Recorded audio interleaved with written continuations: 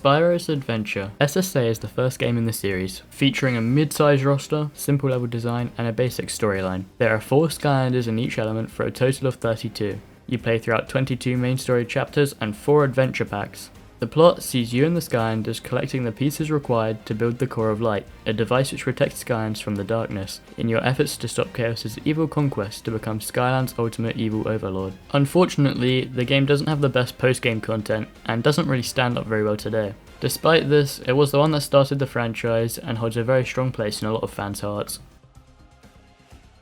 Skylanders Giants. Giants features a smaller roster of just 16 new characters, 8 of which being the Giants. The Giants were bigger and have more health, which sounds cool in theory, but in practice they are much worse than the regular Skylanders. They are too slow to dodge attacks and have big enough hitboxes to block out the sun, making their extra health a requirement rather than a luxury. Giants has 16 story chapters and the same 4 DLC levels from SSA. The plot sees Chaos searching for the Iron Fist of Arcus, a giant gauntlet which has the power of controlling a giant Archean robot army. It's up to you and the Skylanders to stop him. Today, many people have this game as their favourite, as the gameplay still feels good, and there are many fun challenges such as speedrunning or UNM.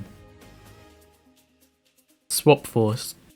Swap Force adds another 32 to the roster, which is now starting to become a lot when you account for reposes and variants as well. Despite the collection being much harder to complete now, Skylanders Swap Force was the best selling out of any of the 6 games. Swap Force added jumping for the first time, brought a more cartoony art style, and was developed by Vicarious Visions instead of Toys for Bob. There are 17 story levels and 2 new adventure packs this time. The plot sees Chaos trying to use petrified darkness to corrupt the magical eruption from Mount Cloudbreak, which replenishes Skyland's magic, trying to turn that magic evil. His mum is also here now, for some reason. This is my personal favourite, fight me in the comments. Trap Team.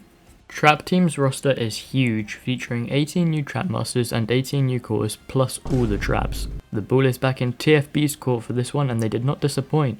We got 18 new story chapters and 4 new adventure packs. I think Trap Team brought us some of the most memorable moments from the series too, with a lot of likeable villains fighting alongside Chaos. Well, sort of.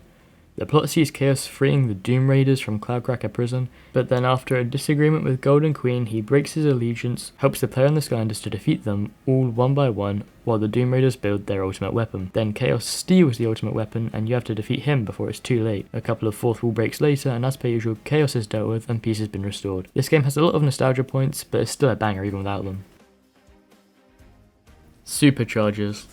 Superchargers takes a different approach to the series, focusing heavily on a good story. The graphics are also really nice in this game, and it complements the level design and music really well. It's got a smaller roster again of just 20 new figures, but there is also 20 cars, so it balances it out a bit. Oh yeah, cars. This game has a racing mode, which is just worse Mario Kart, and it adds vehicle sections into every level. People complain about them all the time, but most are optional, and the ones that are forced aren't that long. The story is significantly better than any of the other games, and much higher stakes too, as you are fighting both Chaos and the Darkness, who literally wants to destroy the entire universe. These days people like to hate on SSC because it's mediocre fighting, but I think for a casual player this one's probably the most enjoyable and is especially good as a way of introducing someone to the franchise who's above the original target audience of 7 years old.